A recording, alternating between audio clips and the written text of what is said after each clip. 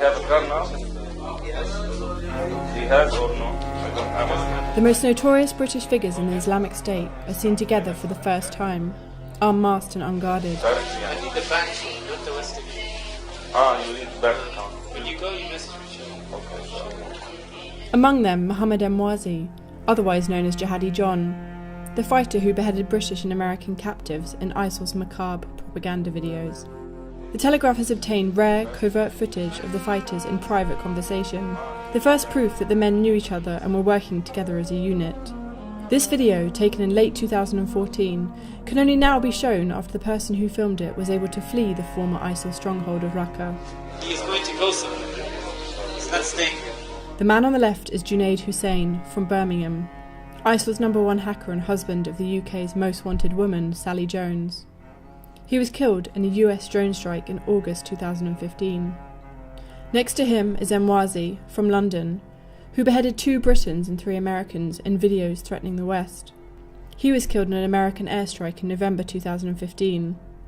Sat next to him on the sofa is Riyad Khan, from Cardiff, who also appeared in ISIL propaganda videos. We now know he was regarded as the group's religious authority and highly regarded for his knowledge of Sharia. He became the first Briton to ever be killed in a targeted RAF drone strike in August 2015. Lastly, Raymond Matimba from Manchester. Our contact tells us he was an Islamic State sniper and trainer. He is the only man who may still be at large.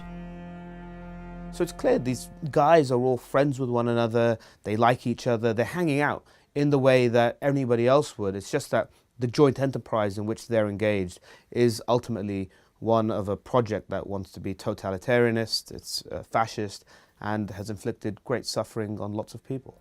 It was from this internet cafe, at the heart of the so-called caliphate, where they and other foreign fighters plotted attacks on the UK and the West. It could be a scene from any front room or coffee shop.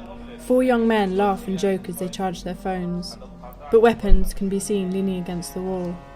This video reveals a previously unknown relationship between Britain's most wanted men.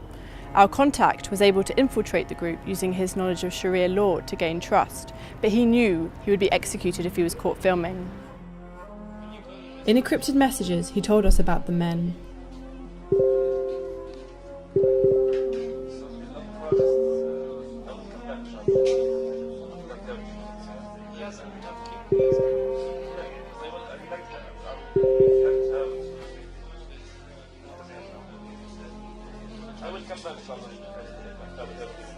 My source says that while many British jihadists who travelled to Syria have been killed, dozens and dozens, he says, left for ISIL's last remaining stronghold in Deir ez-Zor to the south.